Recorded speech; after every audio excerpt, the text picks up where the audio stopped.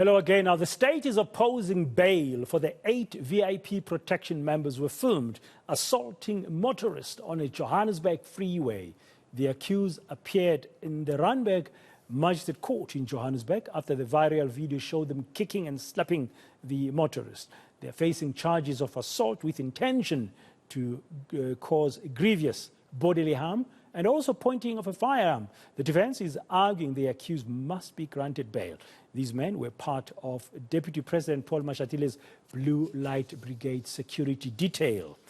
Our reporter and fellow anchor Heidi Giokos has been following the court case. She's joining us now just to give us a sense of what happened in court today. Good afternoon, Heidi. Thanks for joining us on today. So take us through the main highlights of today's appearance in court for the first time of these 8 men.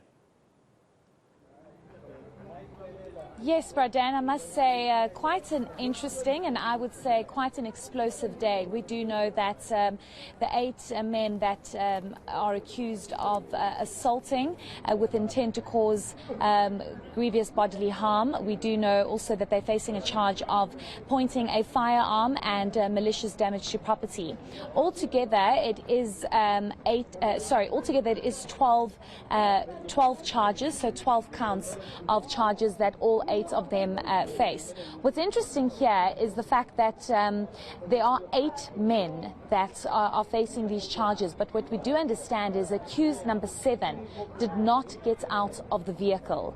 And there's a lot of confusion as to whether or not the Deputy President Paul Mashatile was in fact inside that vehicle. What we did get clarity on from the very beginning is that these 2 vehicles that stopped and allegedly assaulted these 3 civilians that were driving in that VW Polo, we do understand that those 2 vehicles that stopped were part of an actual convoy and part of the Deputy President's protection unit. But those 2 vehicles apparently did not have the Deputy President inside. But there's a lot of confusion as to why accused number 7 did not get out of the vehicle. But before we get into the intricacies of what exactly was said in court today around the bail application, the state, of course, opposing this, saying that they do not believe that it is in the public interest for the 8 accused to be granted bail. I want us to listen to what some of the charges are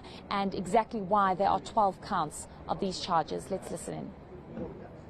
Your Worship, as can be seen on the charge sheet that is indicated as a provisional charge sheet, there are 12 charges that are at this stage currently forming part of the allegations against the accused.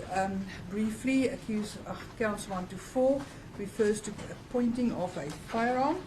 Count 5 is the contravention of the provisions of the National Road Traffic Act, reckless or negligent driving. Count 6 and 7 is malicious damage to property. Count 8 to 10 is assault with the intention to do grievous bodily harm. And count 11, an attempt to defeat or obstruct the administration of justice. Count 12 is then an assault charge by ways of a threat. Heidi, this was, of course, the first time the accused appeared in court, and I understand one of them had some explanation to give.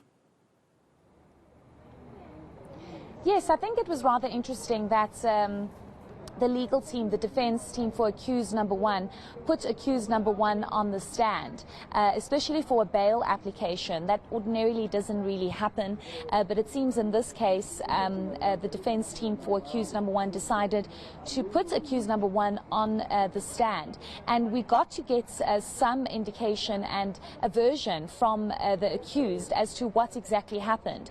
Now, according to the affidavit that has been submitted to the courts from the victims, it seems as though, and just for clarity purposes, it seems as though the victims indicated that they were driving on the N1 highway on nearby four-ways, and they then noticed this this entourage and this what they obviously figured out was probably carrying somebody very important, being the Deputy President at the time. They didn't know, but they were saying that while they were trying to move out of the way, they figured and they noticed that one of the VIP protection members was actually pointing a rifle at the vehicle, and the victims in the Polo didn't realize what was going on, and they thought that they were being hijacked. This is when they decided to carry on driving, and ordinarily you would possibly stop, or you would continue driving even faster because you just do not know what's happening. So they carried on driving faster, and this is when, according to accused number one, he's indicating that they received radio communication that this blue Polo did not want to stop, and that's why they decided to box the vehicle in.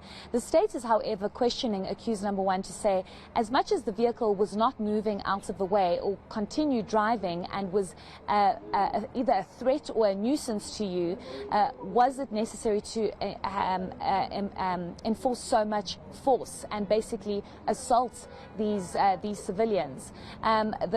The accused number one indicating that they had no other option but to try and control the situation as much as possible. He's basically saying they did not assault. All they were trying to do was remove the civilians out of the vehicle so that they can try and bring the situation under control. But let's listen to what accused number one had to tell the court about why they boxed the blue Polo and why they acted the way that they did. We